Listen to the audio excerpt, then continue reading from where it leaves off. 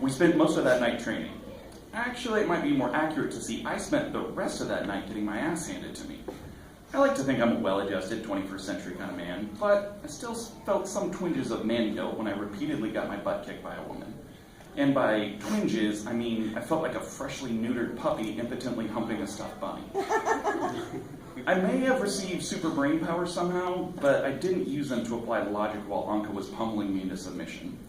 I just went with her plan while she stood me in various positions and instructed me on how to block or counter or strike. Then she'd attack me and ruthlessly overcome my feeble defenses. Luckily, she didn't punch my face, or I would have had black eyes to go with my bruised ribs, aching knees, and raw hands. After a few hours of abuse, I called for a break. She obliged, after taking me down one more time. "I'm going to the bathroom," she announced as she strutted from the room. "Ugh," was all I could manage with my face mashed against the floor. Slowly, I got up and wandered over to the table where my computer sat. I plopped down and automatically opened up my browser to make sure the internet was still there.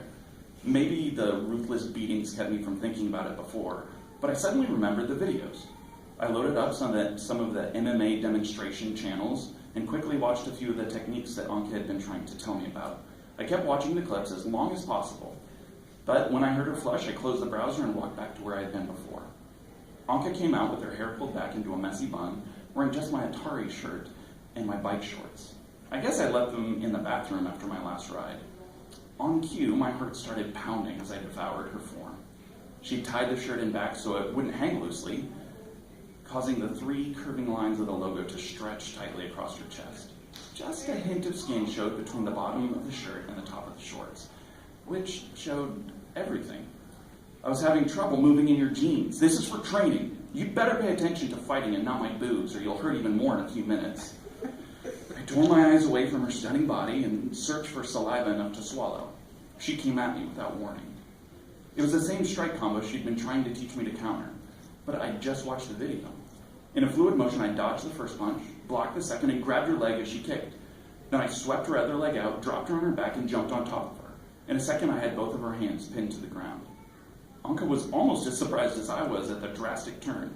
She lay there breathing heavily for a moment before smiling. "Well done. It took you a while, but you finally learned something. I guess you're not hopeless." "Aw, Corey, I'm sorry." But I didn't get to finish my apology. She brought up her legs behind me, crossed them around my neck, and forced me backward. I tried to wriggle free, but she just squeezed tighter. "Remember, if you have full mount, you need to sit back far enough on the hips that they can't lift your legs," was all I could manage to say. Anka released me and got to her feet while I fought for air. "Well, you finally learned something. Let's move on to the next thing. It's called..." Wait, Anka. "I didn't learn it from you. I learned it from watching a video online." "What?" "For whatever reason, my brain is able to pick up and mimic anything I see. You weren't showing me the fighting moves, just telling me about them. It wasn't until I saw someone do what you were describing that I could do it too." "Wait, so you could do all the things that I've done, but you can't do any of the things that I just told you about?" "Yeah, I suppose I could do all the stuff you showed me." "Prove it. Attack me with the combo I just used on you."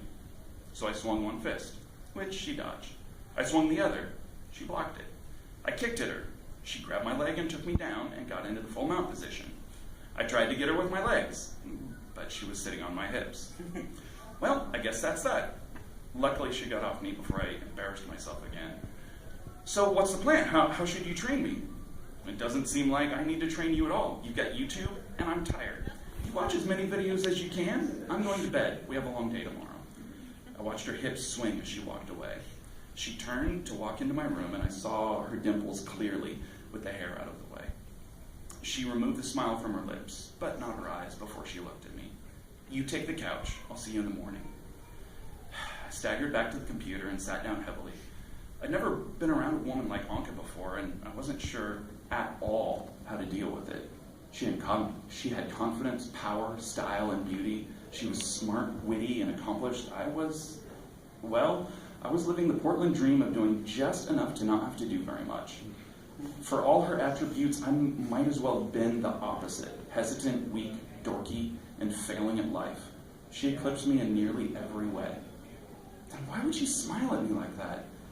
Why would she give that proud, feminine strut for me to watch? Then it hit me.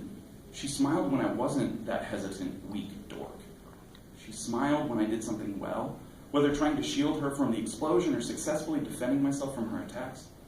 She's different from every other woman in one simple way. She expects something from me.